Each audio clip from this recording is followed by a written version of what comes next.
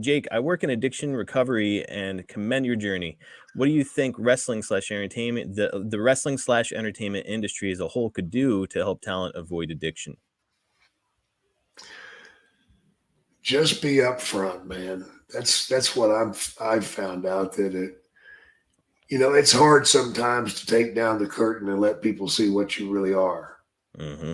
But sometimes it's not a bad thing. I know from my experience, since I took down the curtain and showed people the trouble that I'd been through, that I've been able to help hundreds, if not thousands, of people.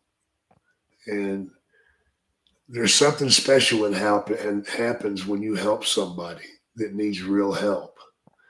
And it's an incredible feeling. I didn't think there was anything to compare with the rush that you get in the ring from performing, but there is.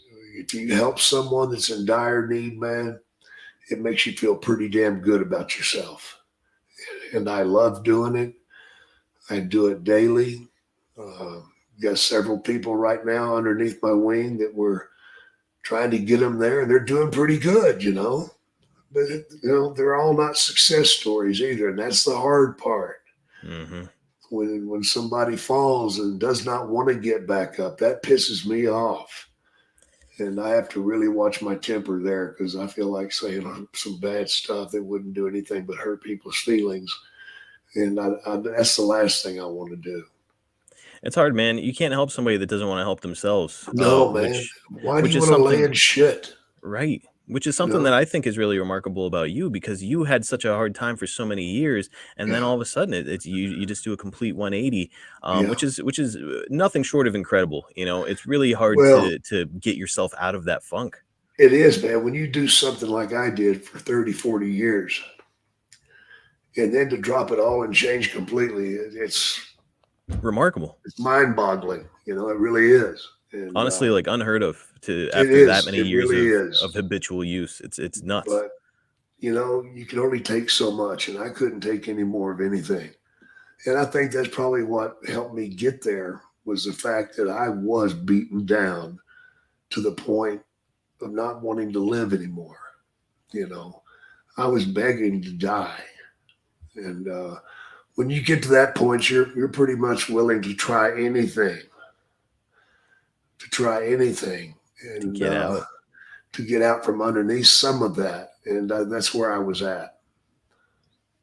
Man, just an incredible journey you've had. If you haven't seen the Resurrection of Jake the Snake documentary, I know it's been around for a while, but if you Yeah, haven't seen it, you have to watch it. yeah. It's a remarkable film. I Show did it, want to, show it to somebody that needs it.